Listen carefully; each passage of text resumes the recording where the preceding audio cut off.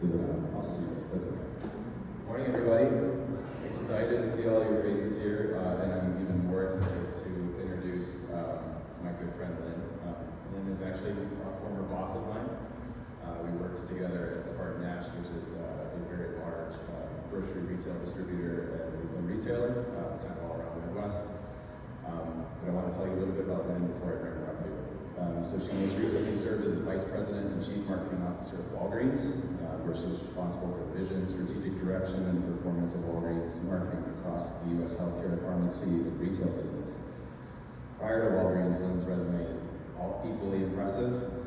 She has been the Global Chief Marketing Officer at Calvin Klein, the CX Professional and Vice President at Starbucks, Ulta Beauty, Target, Tim Dave, just a few, and Best Buy, we can throw that one in there as well.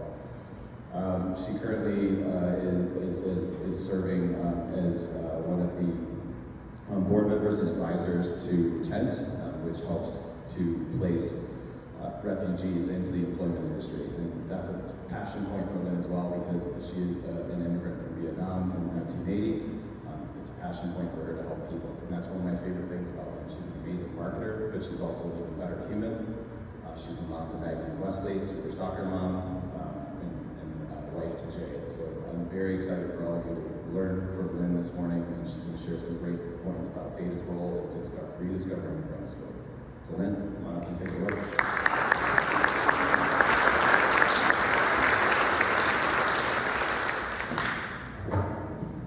Thank you, Dan. Good morning, everybody.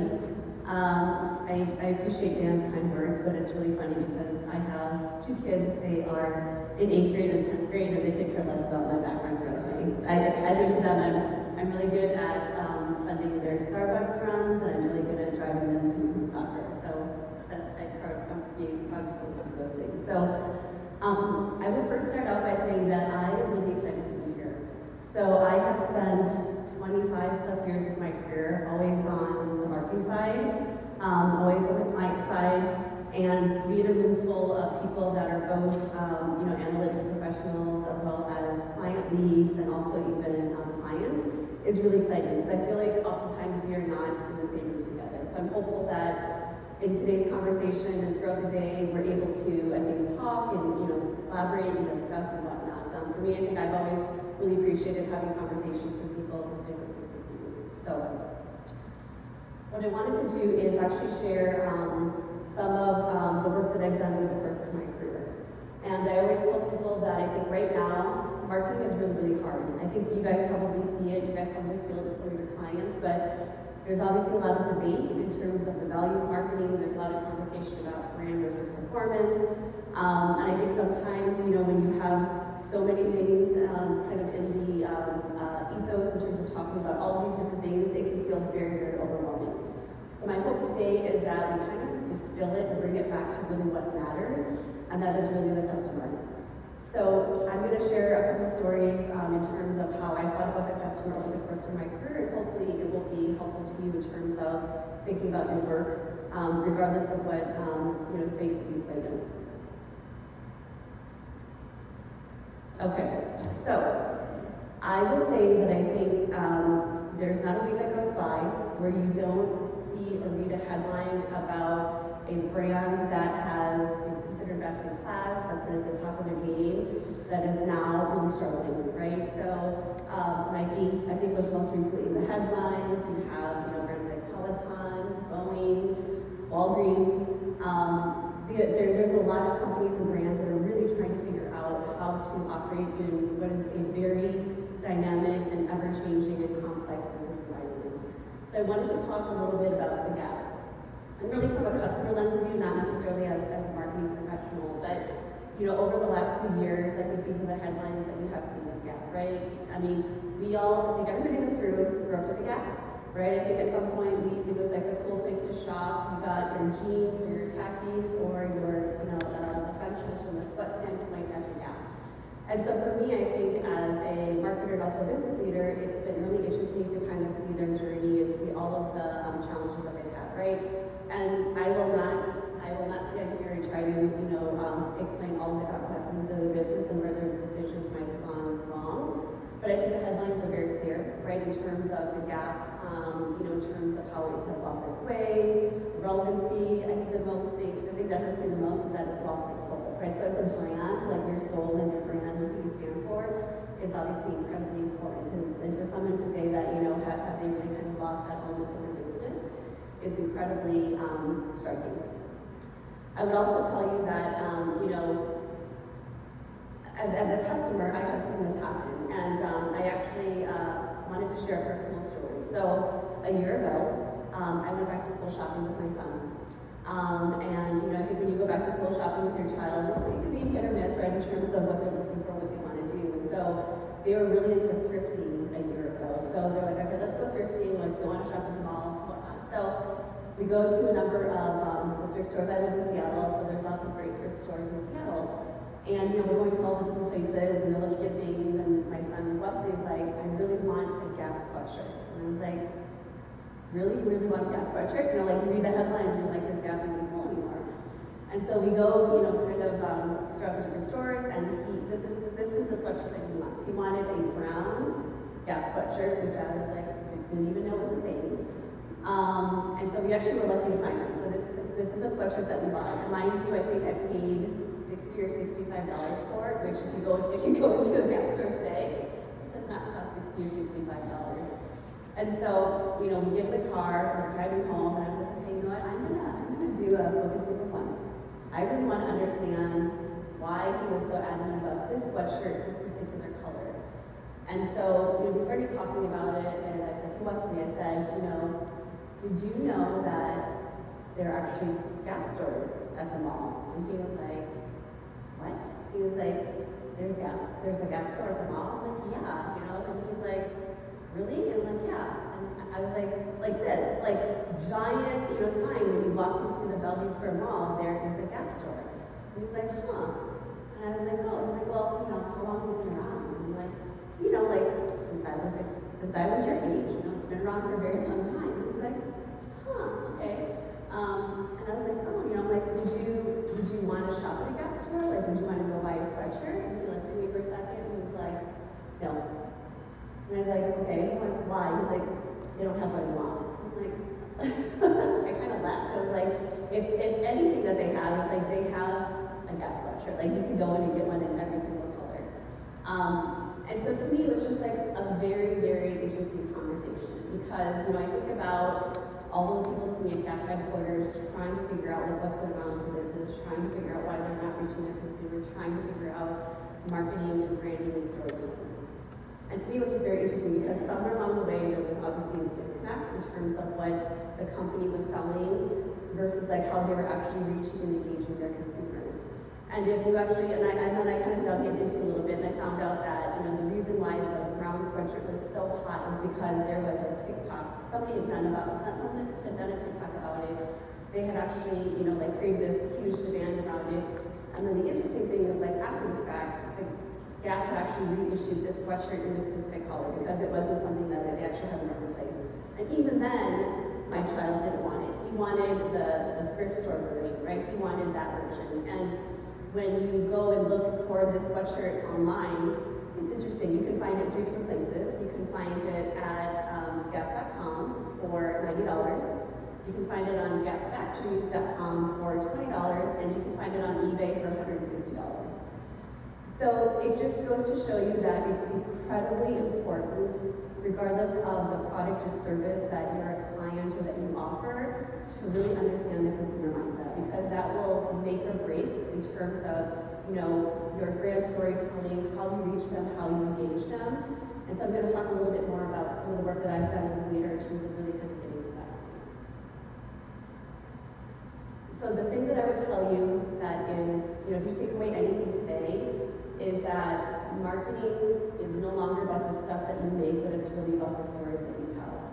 And if you guys are familiar with Seth Godin, he is an incredibly well-respected, expert in the field of marketing and customer strategy data. He's written a lot of best-selling books. He blogs every day. He really kind of talks about the importance of understanding your customer and really being able to connect with them on an emotional level. So just think about that. And I think the challenge is that when you are, in a company, and I've been part of lots of organizations. The hard part is that it's really easy to want to talk about the product of the thing that you make. And I think in some instances, the reason that is because with some of these, companies and corporations, the amount of time and energy and money that goes into creating a product is pretty expensive. So, for example, the Gillette Mach3 razor. That product took 7 years to create and about $750 million in R&D and capital investment. So when you think about the time and energy and the money that it took to bring that product, it's very, very, understandable to think that they want to spend all their time and energy actually talking about the product, right? Talking about the features and talking about the benefits because, they put a lot of time and effort into doing that. When I was at Starbucks, we would introduce a new product platform about every 5 to 7 years. So very similar, right? Like you're spending a lot of time and energy and money to build that platform. And there's a lot of insights and data that go into building the product and what that looks like. But I would say that that doesn't necessarily mean you lift and shift that and actually tell the customer all of those things, right? Because it's a very different challenge and it's a very different story that we are trying to tell. So, how do marketing campaigns and marketing strategies usually start, right? As a marketer, you usually start with some type of brief. It's either going to be a marketing brief or a creative brief. I'm sure you guys have all probably seen a brief, you've probably written a brief, you've probably reviewed a brief. And I will tell you that it is really, really hard to actually have a good brief. And I could, I'm sure we could sit here and talk about it in terms of why all of the challenges are to creating a good brief, right? But I think sometimes, it's the template, right? It's the template itself. Are you collecting the most relevant and important information in terms of being able to define your marketing and creative strategy? I would say that it's also, I have found that in some instances it feels like you're checking a box, right? It's like, oh, I just need to put all this information in, and somehow, as somebody reads the information and distills it, they will just come up with sort of the aha moment, right?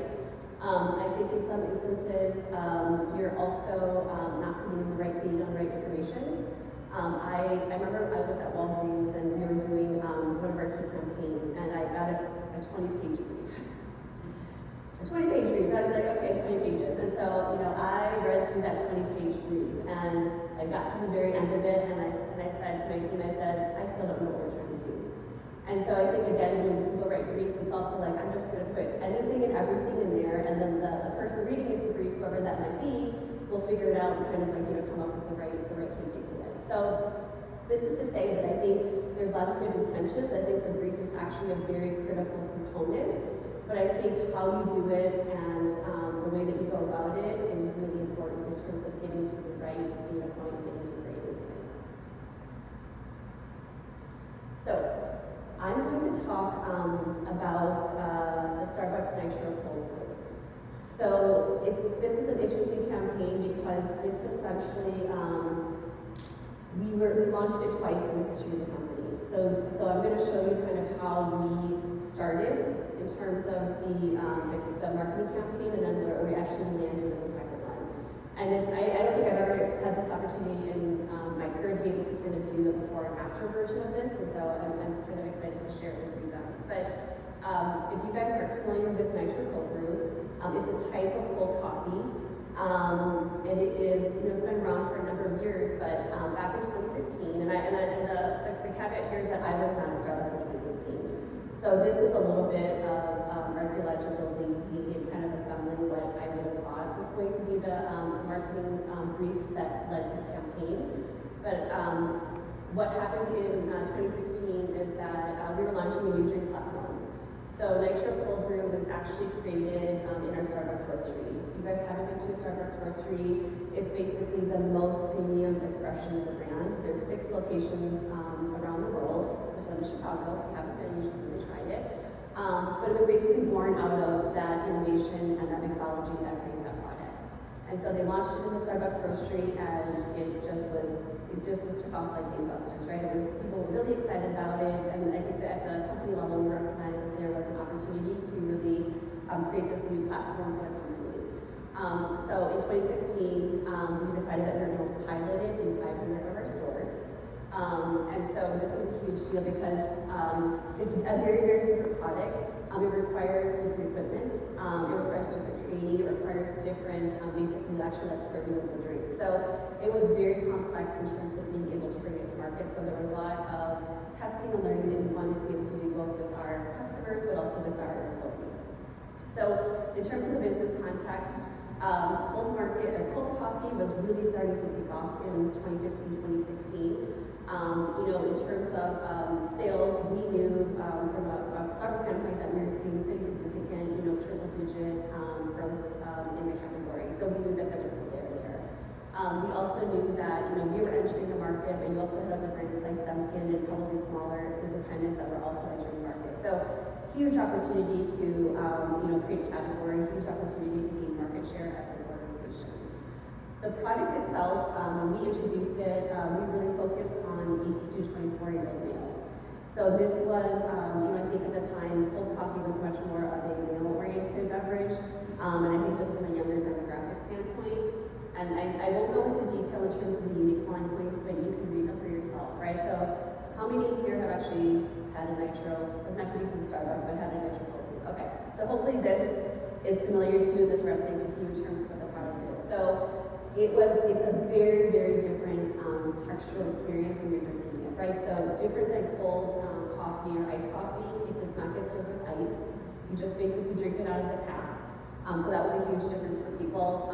It's very much like Guinness. If you actually see the product, it kind of comes out, it pours like Guinness, it looks like Guinness.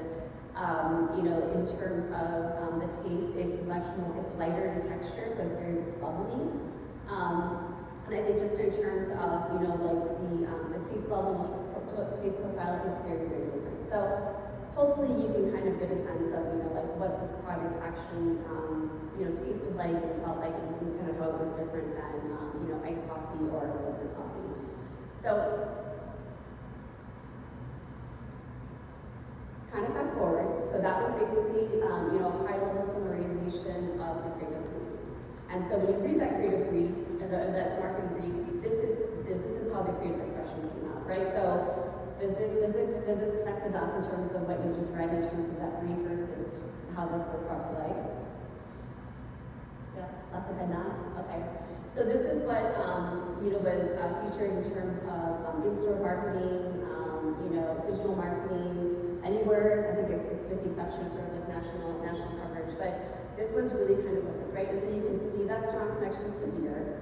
You can see that strong connection to Guinness. You can really think about, okay, like we're really gonna create that, comparison to Guinness in order to kind of create the association and basically get people to understand. So this is great, and I think at the time, I think people were really happy with the creative and the campaign and sort of what they're doing.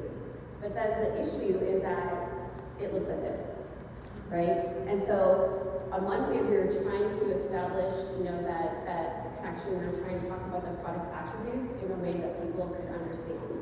The challenge with this is that we confuse the product reason to believe, right, which is kind of texture, taste, experience, with the actual complete selling point of the product.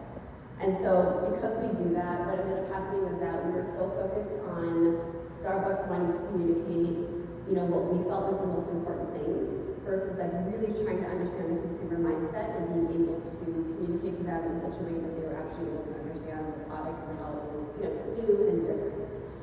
And so the challenge is that, when you make the assumption that this is connected to beer, I think what ended up happening was it actually caused more people to be confused, right? Because they're like, okay, so it looks like a Guinness, like you kind of make this comparison to beer and it comes out of the tap. But what people didn't really understand was like, but Guinness doesn't taste like beer. Guinness doesn't taste like coffee, and I don't want my coffee tasting like Guinness, right? So of course, I think people were kind of tripped up by that. And then the other thing that happened was that, people, there are people that like Guinness and then people that don't. And so when you make that comparison to Guinness, you're really limiting the relevancy of the product and your customer target, right? You're really basically saying, well, if you drink Guinness, then you'll really like this, but I don't like Guinness personally, so I would probably be like, I'm not going to try that product, right? Because all of a sudden I have this association with beer and Guinness that I actually don't like. So the interesting thing is that we had the opportunity to basically launch this campaign. So in 2019, we saw a lot of success with the pilot in those 500 stores, and so we made the decision to basically launch it nationally and put it in all of our locations. So in 2019, we were preparing for a national launch in 17,000 locations. At the beginning of the campaign, we were about 60 to 62% of our stores, and the idea was that by the end of the campaign timeframe, we would be in all 17,000 stores. So when we sat down with the product team to talk about the launch, they basically were like, we have it, right? We've done this before, right? We developed all this creative, we have, all of this, in-store marketing, we've done all these things, like, let's just do what we did, 3 years ago. And they were really focused on, we've got to communicate the product attribute, we've got to, really focus on, getting people to understand the association with beer, because they still felt that was, the strongest point in terms of being able to get people to try the product.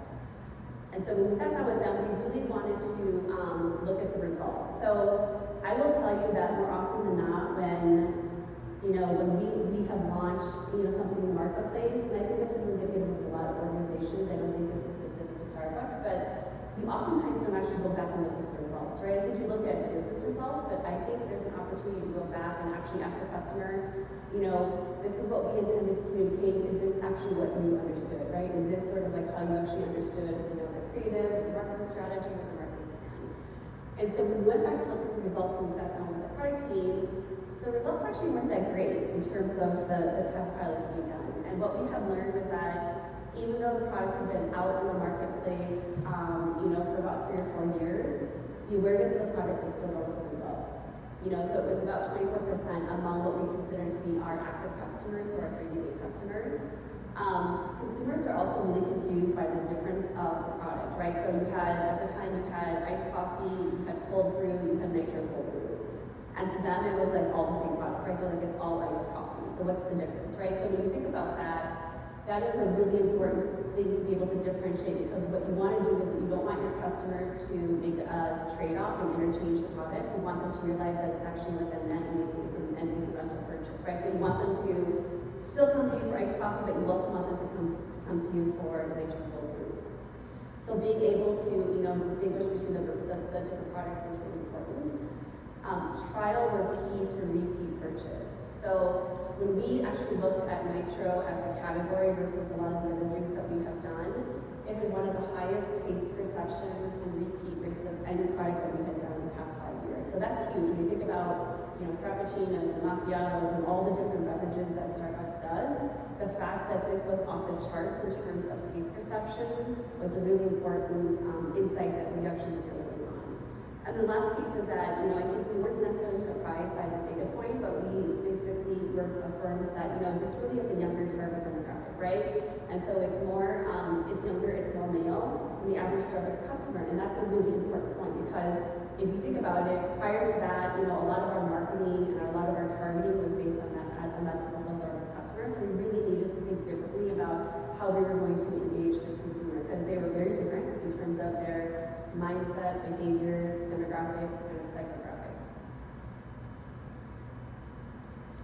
So when I talk about the most important insight to zero in on, I just want to spend a couple of minutes here, because I think, as a marketer, I have sat in a lot of rooms and had a lot of conversations about, product launches and marketing and branding and all those things.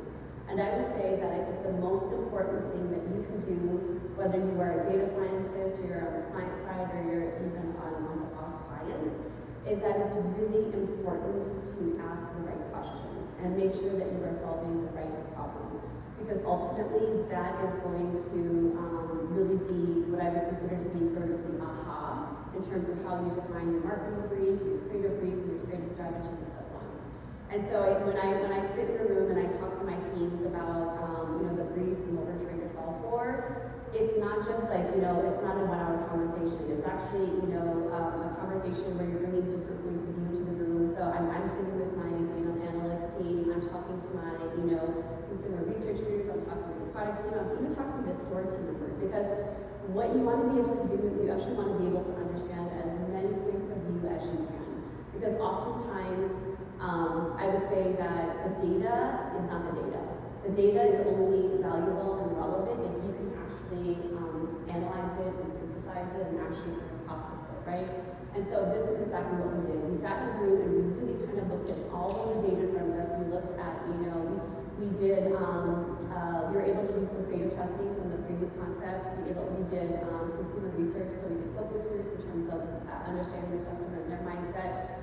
We even used human-centered design. So we kind of really wanted to understand, like, when somebody is, thinking about this purchase and what that looks like, what are all of those, moments that matter? How do we think about the emotions and sort of like the state of mind of that customer?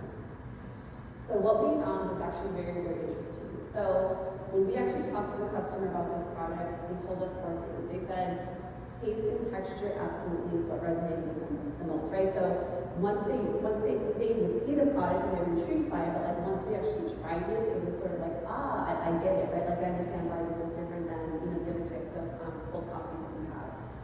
But at the same time of them really kind of loving the taste and texture, they were really confused by the nitrogen component, right? They were really confused when we tried to explain to them how it gets made, right? Like it gets infused with nitrogen versus like regular coffee. And so trying to make that connection between the nitrogen and kind of, how that process works, how it comes out of tap, and how that translates into the taste being different was really, really confusing them, and it wasn't necessarily landing.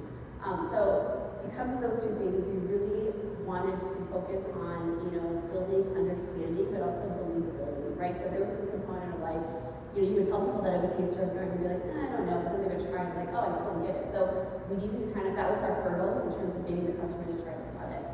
And then the 4th piece was that, we were able to, like, once people tried it, they were like, oh my gosh, this is so good, right? And there was like, you could kind of see it on their face in terms of like what they thought of the product and how much they enjoyed it. So that for us was like, okay, we've got to like be able to capture that and communicate that element of it. So basically what we ended up doing from the first campaign to the second campaign is that we essentially shifted the order of the messages.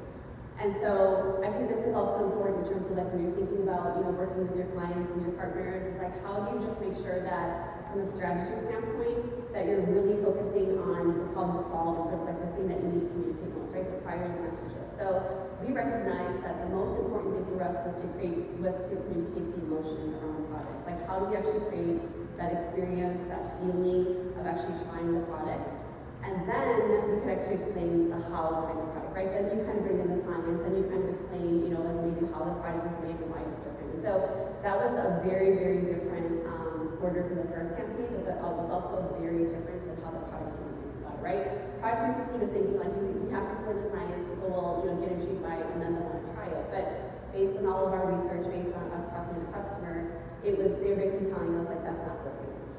And I think if you think about it, and I think we all know this, right? Like, we have all experienced brands. Like the brands that you love most, that you're most loyal to, my guess is you probably have an emotional connection or reaction to that brand, right? So it just is a good reminder that when you're thinking about, how to engage the customer, how to reach them, what you really want to focus on is the emotional piece, right? It's getting that connection versus like focusing on your product attribute, or talking about like the features and the facts. Like those things I think, you could present, but the thing is that it's not necessarily going to differentiate you from the next product, right? Or to the next brand in terms of how you guys are different from somebody else.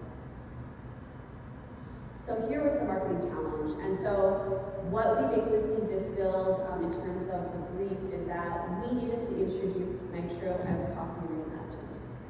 And so how do we do that, right? So we know that at the time that Nitro was completely new to customers, right? So education, understanding, and awareness were really key. We needed to pierce through what we called sort of like the skepticism. So people are like, I don't know why this is any different than iced coffee or cold brew. And so we needed to do that by actually showing them sensation. So when you think about it, sensation is a feeling, right? So like how do you actually communicate that in your marketing and kind of through all the different channels that you have?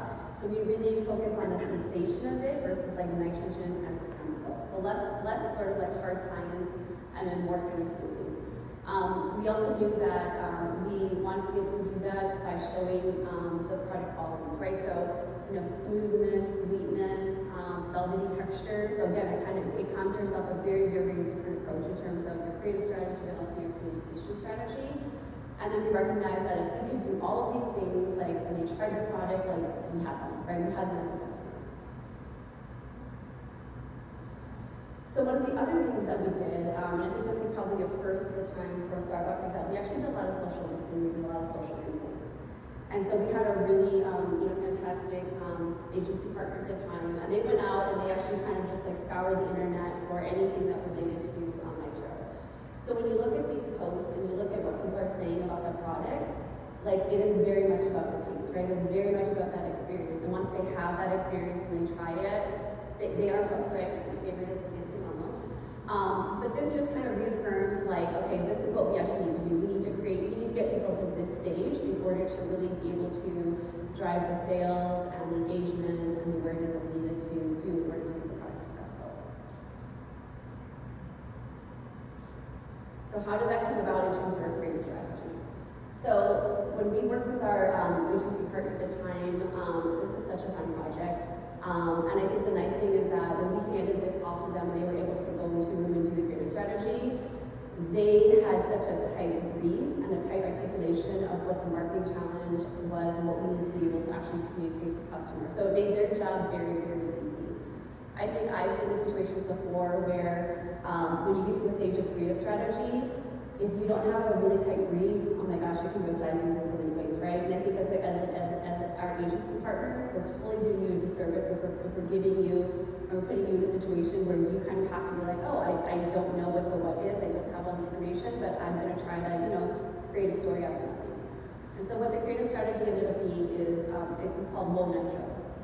So Nitro is something you have to try to believe. Smooth, lush, and velvety, it turns conventional coffee on its head.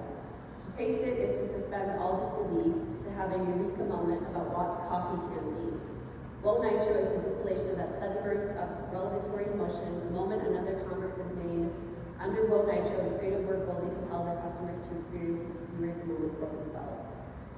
So again, I think you read the statement, and when you think about all of those different data points and those different learnings, it very much is incorporated in the creative strategy.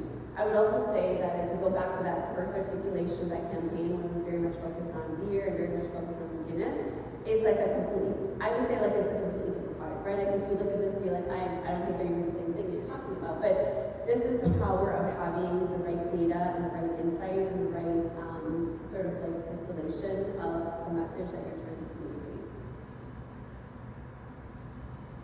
So that was our creative strategy, and then our communication strategy really focused on getting that customer to have their own eureka moment.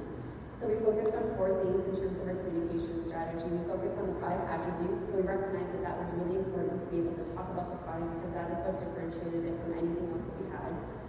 We need to talk about the science part in a way that was very relatable. So I think previous sort of explanations of the product, it was like very, very like technical. And I think when you talk to the customer about something super technical, you're going to get really lost, right? Because your audience and who they are and how they think is not going to really adhere to that, right? So we really need to focus on pop science to really break through and really talk about the product in what I would consider to be like an unintimidating and very relatable way. And then the last 2 pieces were that we really wanted to make sure that we were creating that emotional connection to the product, right? So we have to connect to the customer, but do it in such a way that we're leveraging relatable and unexpected content, right? So we had to really be creative in terms of how we're going to communicate this, how we're going to create the content, and then like what channels we were going to use. And then the last piece, I think, based on what the data was telling us, right? Like we had to get the person to try the product. Like, that was most important. So once we kind of got them hooked on the product, we recognized that getting repeat purchases is going to be a lot easier, and acquiring new customers is going to be a lot easier. So how did this come about? So this just gives you sort of a glimpse in terms of the strategy that we had, but we really focused on influencers and unique content, right? So we had to be able to leverage and showcase advocates and influencers that would be able to tell the story on our behalf. So we worked with micro-influencers, as we called them, and they really focused on actually sharing the experience, right? It wasn't just like talking about the product, it was actually like doing video of themselves actually trying the product for the first time and sort of seeing like their raw reaction to it.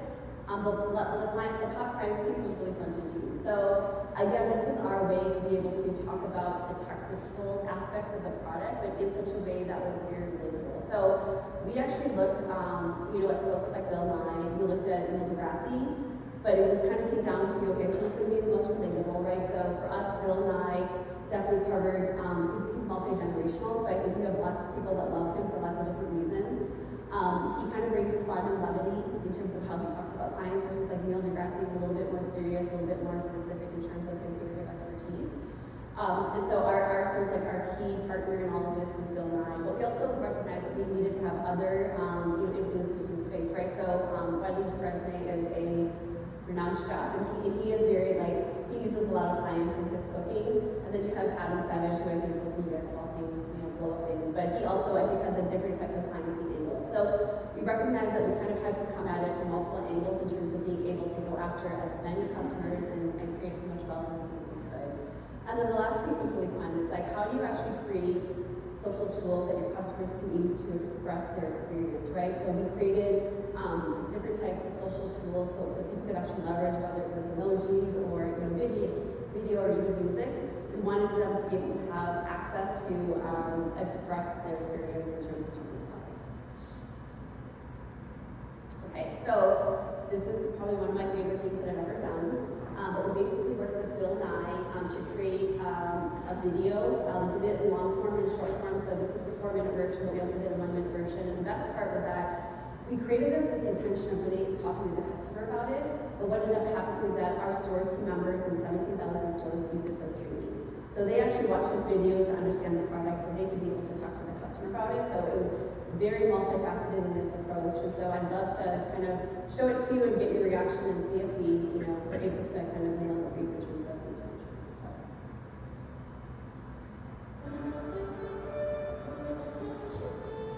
Whoa. Whoa! Greetings, coffee lovers. Bill Nye here to take you on a journey into the world of Starbucks Nitro Cold Brew. What is it? Why in the world does it look like this? And how come it tastes so smooth and velvety? Well, it's magic. No, it's not magic, people. It's science, like everything else in the universe. And for Nitro Cold Brew, it all starts with cold brew. In cold brewing, coffee doesn't get hot, so there's far less acid making its way to your cup, which makes it taste naturally sweeter. Whoa. So how in the world does nitrogen get into that delicious cold brew? Well, Starbucks uses a tap system that squeezes gaseous nitrogen into liquid coffee with precisely sized tiny holes to create thousands and thousands of micro bubbles on the other side of the tap. It's those micro bubbles that help make nitro. It's not carbonation, it's nitrogenation. Whoa, tiny bubbles. So what difference do those nitrogen micro bubbles actually make? Well, nitro's bubbles aren't like the ones in your soda. Oh no. Nitrogen atoms, like in the air we breathe, travel in pairs. They're always two together, so we say nitrogen is diatomic. It has a molecular mass or weight of about 28 grams per mole. Carbon dioxide, CO2, has a molecular weight of 12 plus 2 times 16, that's 44. And that weight difference makes a huge texture difference. It's what makes nitro feel smoother and look frothier than a soft drink ever could. The smaller the bubbles, the smoother the flow, and the bigger the whoa. Wait a second, we can taste texture? Yeah, you can taste texture. Now, most of the air we breathe is nitrogen. It's not only invisible, it has no taste. And it doesn't dissolve very easily in water or coffee. And when it's infused through the trusty tap system, it turns into millions of microbubbles, 1,000 times smaller than a baseball. So Nitro Cold Brew feels creamier, smoother, and more velvety to the million nerve endings in your mouth. Am I right? That is smooth. Okay, so we know why it tastes and feels the way it does. Now let's get to the good stuff. What in the world causes that gorgeous, crazy cascade of bubbles? Well, Well, nitrogen is a gas, so it's less dense than liquid coffee, and you might expect our nitrogen bubbles to rise. And they do, in the center of the cup. But when the bubbles rise, they drag some coffee up with them. And once some coffee rises in the middle, coffee on the circumference falls to fill that space, creating a current that pulls the bubbles around and around from the outside down to the inside. It's a micro bubble conveyor belt. And you know what my grandmother always said? For some nitrogen bubbles to go up, other nitrogen bubbles have to go down. Where's Cerebral? So you see, Starbucks Nitro is about so much more than just coffee. It's about the extraction of diatomic molecules from the air, then reintroducing them into a smooth cup of nitro cold brew jug. It's chemistry. It's physics. It's anatomy. It's science. And that, my friends, is woe. Because woe, just like science, is all around us, most especially in your cup of nitro. Oh, that is woe.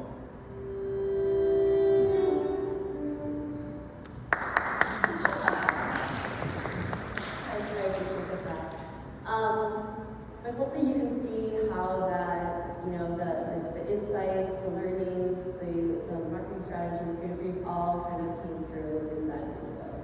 And the second piece is that I would share is that we also, have had other key aspects of the campaign. So we did a TV spot. I think the biggest challenge of this was to create that feeling of sensation and emotion. And so again, this was sort of articulation too. And I thought that the team did a fantastic job. And if you watch it, hopefully you can kind of, get to that low nitro feeling.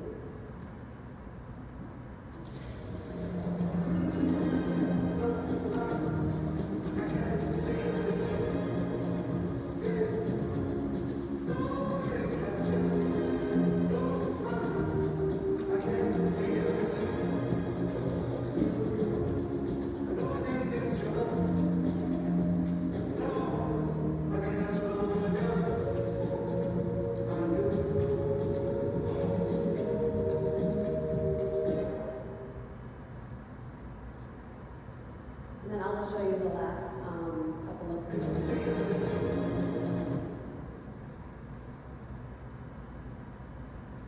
while we're waiting for the presentation to pull up.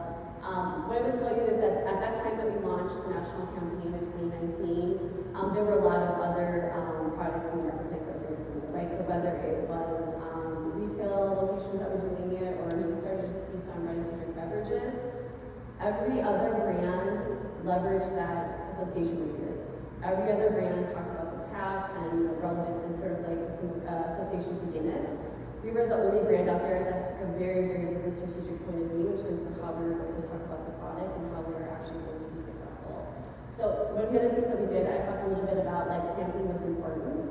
So we did sampling in 17,000 locations, which was an operational feat. But that was really, really important. I think it was probably one of the only times in the company's history where we've done such a widespread sort of blanket of sampling, but we recognized that was really important for people to be able to try the product. We also knew that even though Starbucks is on a lot of different corners, there's a lot of places that we aren't. And so we wanted to be able to bring the product to the customer in terms of where they were at so that they could try the product. So we did really cool things. We had a Starbucks bike. We put them in parks, we put them at sporting events. We actually were able to, there's a device that's almost like a jetpack, where somebody can kind of walk around and be able to make samples too. So we really focused on, that element of like trial and being able to get people to, learn about the product through that vehicle versus like, just talking about things strictly from marketing. So how did this land in terms of success? So in 2015, 2016, cold coffee accounted for about 25% of Starbucks sales. Today, in 2024, it accounts for 75% of the business. So it is a massive, massive category. It is a huge component of what has been their success over the last number of years in terms of market share and sales and transactions and getting new members. And so when I think about this campaign, it was incredibly pivotal in establishing the category and really kind of getting customers to understand it. But also I think helped Starbucks really capture, probably like the #1 market share in terms of this product. The other thing that it did was that it led into other product innovation. So in 2021, we introduced the ready-to-drink version of this. And there's a whole line of it. They actually leveraged, the CPG partners actually leveraged our creative to, as part of the marketing campaign. And it was probably one of the only times in Starbucks history where you actually had the connection between the retail strategy and the CPG strategy. But they really loved it, and they recognized that that was going to help them be successful in terms of gaining share of their category. And then now, I think you can go pretty much anywhere and you see the product, and people have come up. This is not a Starbucks product, but people have at-home nitro systems and sort of like all sorts of things. So it's definitely a category that continues to grow. I think the last stat that I saw is that from a CAGR standpoint, a compound annual growth rate, they still expect this category to grow about 30% between now and about 2030. So even though it's a huge component of the business, there's still a lot of growing, a lot of potential for the category to continue to grow. So, key takeaways. I tried to distill, sort of everything that I've shared with you into things that I would consider to be the most important, the most relevant, regardless of whether, you sit, on the side of the analytics space or you sit on the client side. What I would tell you is that I think it's really important to not confuse data with insight. Data and statistics, in my personal opinion, tells us what people do, but an insight tells us why.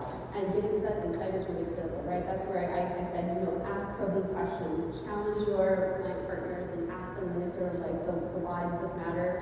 What customer problem are we trying to solve? And if you do that, you will end up in a much better place in terms of creating a marketing strategy and marketing campaign that's going to be relevant. I would tell you that, even if you're a data scientist, like creativity is incredibly important. It's not just reserved for marketing, it's not reserved for your creative partners. I would say 100%, like being creative in whatever role that you have is really important, right? Because rarely do you get the data that you want, right? So like how you kind of think about connecting those bridges, how you think about asking those right questions to get to the data that you need. The third thing that I would say is that, really taking into consideration your consumers, your customers' overall mindset and behaviors, not just how they reference your brand. I think sometimes, and I will say that I've been guilty of this, I've worked with a lot of people, it's like, you think you're your customer, right? So you're like, oh, I know, I know exactly what they want and what they feel, what they think, because I'm the customer. But I would say, like, make sure that you're getting out there and really understanding who your customer is. Talk to your customers, talk to their frontline employees, look at social insights and see what they're doing from an engagement standpoint. All of those things will really kind of help you, again, get to that really critical insight. And the last two pieces that I would say is that I think you guys all know this, right? Like, people don't buy products, right? They are looking for experiences, feelings, and identities. And I think this is, very, very true of like Gen X and Gen Z, right? Like they are all about experiences. And so like how do you make sure that you're really communicating that in the work that you do? And then the final piece is, it's really easy to confuse a product reason to believe with a unique selling point for what you're trying to do from a marketing standpoint. So when it comes to marketing, like really appealing to your customers' emotions is really, really important. And because you want to be able to create that genuine connection, you want to be able to, speak to your audience in that way. So the last piece I'll leave with you is that, I kind of started off talking about Gap and sort of their downfall. But the nice thing is that you've been following them over the last few months. Since Richard Dixon joined as their CEO earlier this year, they are starting to see a lot of, positive trends in terms of the business, right? I think their last two quarterly earnings, I think they beat expectations. I think there's a lot of really positive press in terms of how they're trying to evolve and change the brand. And I really love this quote, right? I think it really encapsulates that notion of like, marketing is not selling a product, right? You're really selling a story, you're selling an emotion, you're selling a connection. And I think it's wonderful that they're really on this great path. And my sense is like they're going to continue to really, be part of the culture and be part of our conversation. So I think we might have some time for questions, but if not, I'll be here throughout the day, so we'll be happy to answer anything.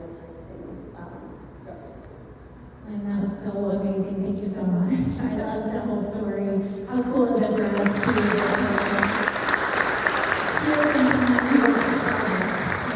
I'm going to create some space for some questions real quick, but I have one. We have a client right now who's really struggling to integrate the brand side of marketing with the performance side of marketing. such a big brand and you've worked with several, can you talk a little bit about how you got teams working together and valuing one another and maybe the role data played in that? Yes. So I would say that I think that's a struggle for a lot of organizations, right? I think you either have organizations that believe one is more important than the other, right? And I think the other thing that you have is just like structurally you have those teams sitting very, very differently, right? And so I think when I was at Starbucks, I actually had a really great experience because the way that we had structured our teams at Starbucks is that you had the brand and product marketing team, and then you had what was essentially the other side of the house, which was loyalty, digital, app. And so I actually led both teams. And so when I stepped into the second role, which was the loyalty role, like I basically, the first thing I did was actually to create context between the two organizations. Because what you want to be able to do is like, it kind of, if you think about it, like when we talk about full funnel marketing, you will only be successful if you're connecting the dots between those things, right? And so I think like the team that's driving traffic and awareness, like they absolutely need to make sure that they are in lockstep with that team that's actually like once you engage them and you hire them and you need to retain them.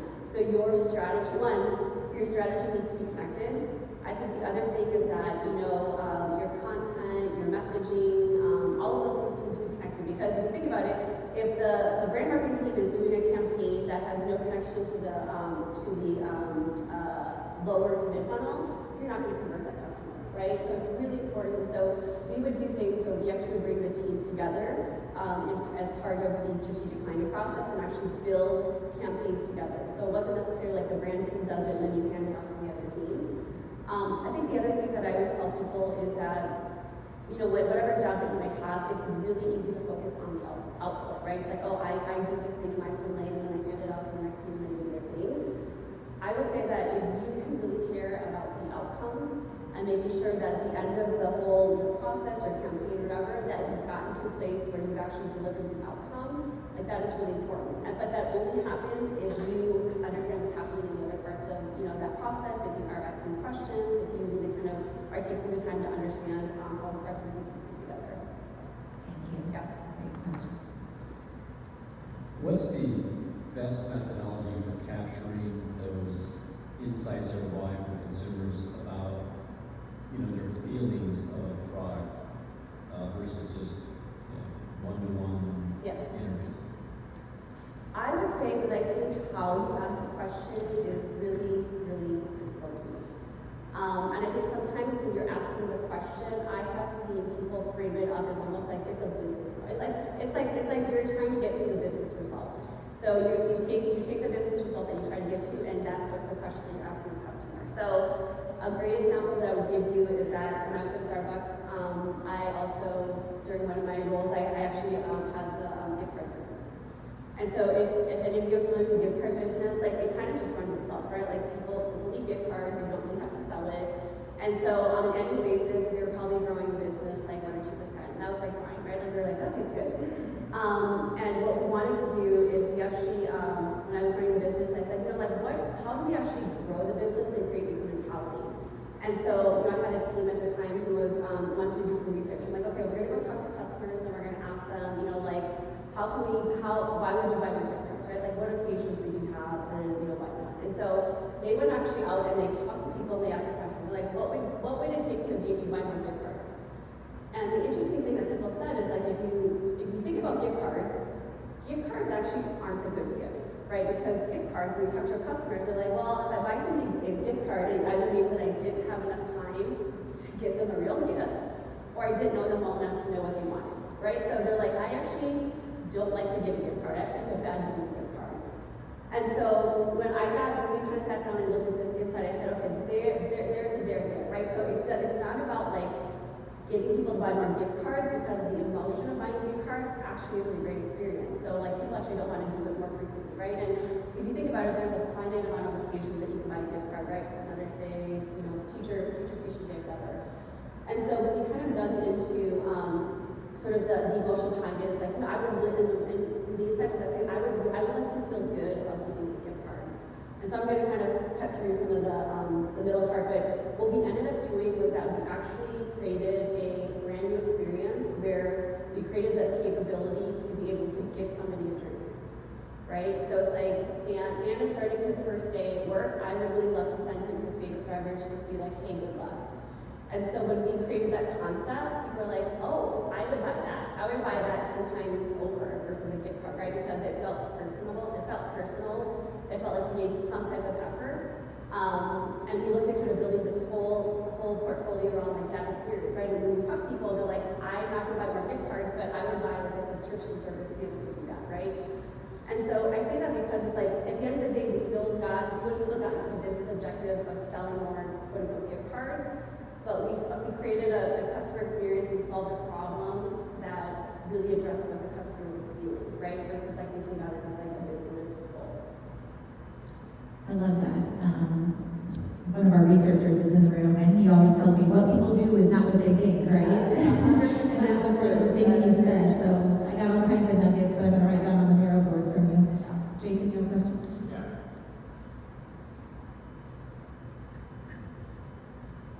So as a researcher, one of the things that was most impressive is, you went to market first time 2016, and from what you said, it wasn't that it was a failure, there was some success. So I'm curious, how do you convince the org to make the investment to go back and say, all right, we're going full launch, but we need to pause, we need to actually understand customer sentiment. Like, talk a little bit about how you get organizational buy-in to, we did insight, but we need to go back and do it again. Yes.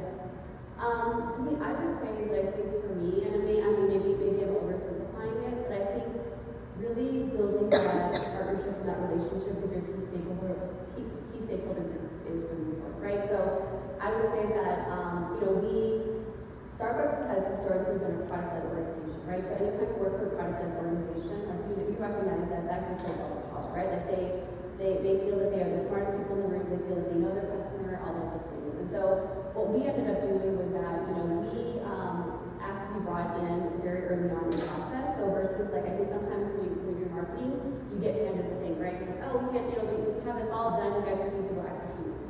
And so what I taught my team to do is like, you need to sit down with your partners and you need to understand their business. You need to understand like what their financial goals are. You need to understand like how to make money. And I would say oftentimes, and I can say that that's across the board, whether you're marketing or research or whatever it is, like understanding how the business operates and the levers with which you can pull are really, really critical. Because when you're sitting down and you're talking to, product or finance, like you want to be able to talk language. And so a lot of it for us is because we understood, their business goals and objectives. And so when we understood that, we could sit down and be like, okay, you know what? I understand you're trying to get to a certain amount of like, USDs or whatever that is. Like, here is the marketing plan that will get you there, right? So it's a lot of just like collaboration, I think, people kind of understanding other people's perspectives and what's like important to them. Any other questions? Yeah.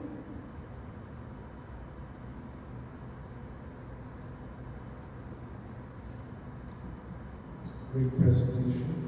This is probably a sensitive question because we all work with budgets.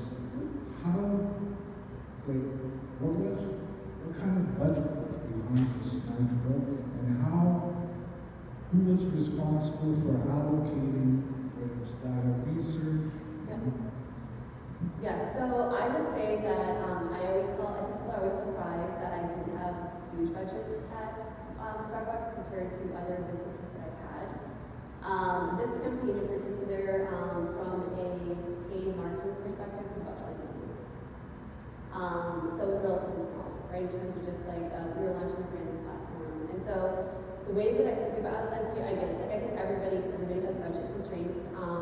But I think sometimes what happens when you do these marketing campaigns, and I've seen is that I think people start with a budget and then they start to identify the tactics, right? Like they go to the tactical plan and like, okay, this is how we're going to spend the money, all these channels. And what I will tell you is that it's incredibly important to define what your big idea, I call it big idea, your creative platform, your big idea is, because that will often inform your channel strategy, that will inform your content strategy. I mean, I think there are ways that you can, be able to get creative in terms of how you bring that to life and how you leverage it.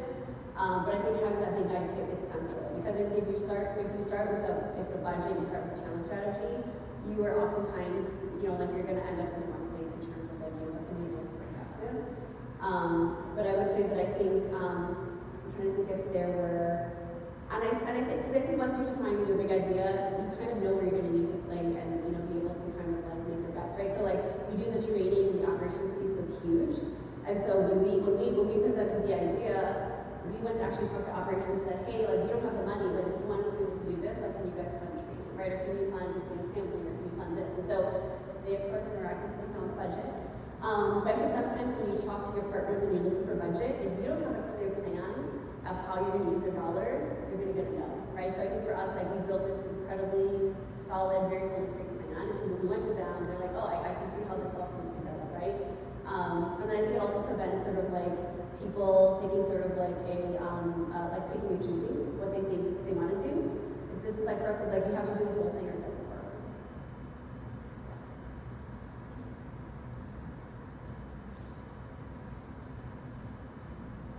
Thank you, Lynn. Can you talk a little bit more about one of the points on your last slide there? Creativity in data science is so important. Whether or not you intended to strike something that I think we probably all feel. We have a department that's assigned to creative, we have a department that's assigned to data science, and sometimes they're at odds, sometimes they're working together. Can you just talk a little bit more about that? Yes. I mean, I would say that I think for me personally, like I have always, and I get it, I think sometimes with those two groups, it's like people feel like they're very, very clearly established in things, right? It's like you can't, you know, I'm creative, but don't tell me what to do. It's not just data scientists, they tell marketing the same thing. But I would say that I think when I think about, you know, how you build that bridge, I think the way that I use it is sometimes I just, you know, think about the questions you ask, right? It's like, you know, sometimes when you talk about the customer and what you're trying to solve for the customer and who the customer is, you're able to take a little bit of the emotion out of the conversation, right? It's not about like, you know, what you know, a certain group within the organization knows. It's like how do you actually get to the customer inside when you understand who that customer is. I would also say that I think I have always welcomed my data and analytics partners in terms of just like bringing the point of view perspective, right? Because I think there is a very weird like disconnect sometimes that happens, right? Because I think like data and analytics comes and they present to the business, and then the business kind of like either takes that information and they kind of rework it and you know, talk about it.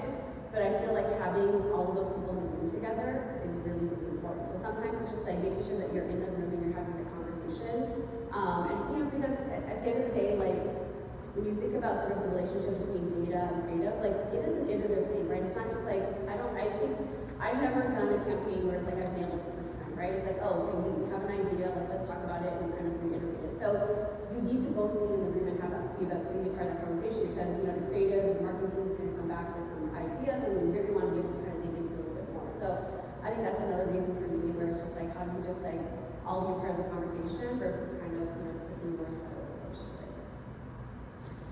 Okay, well, I'm going to ask them one more question, and then we're going to have Abby come up and talk about the Miro Board.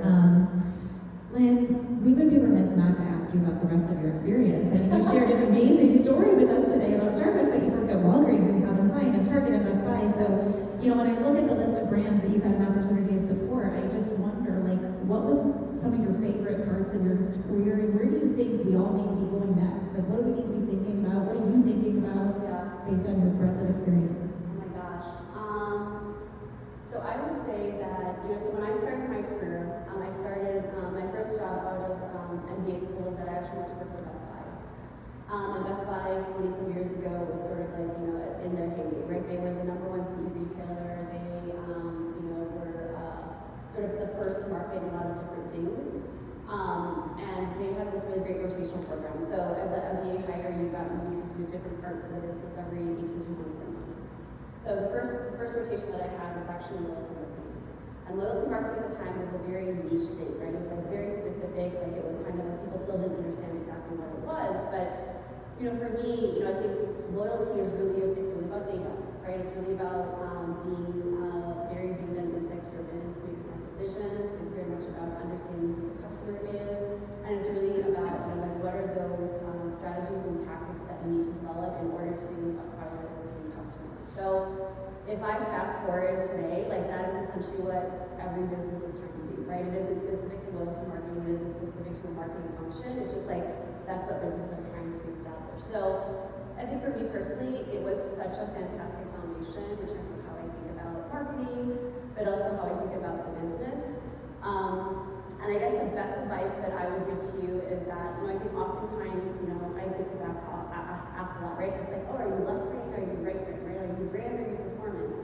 And I always tell people, like, as a marketer, like, I'm a business leader, right? Like, my job is to understand the business and then to come up with the right strategies and tactics to deliver those results, right? A lot of times those are through marketing, the marketing we do, but I have such a interest and a curiosity to understand how the business works.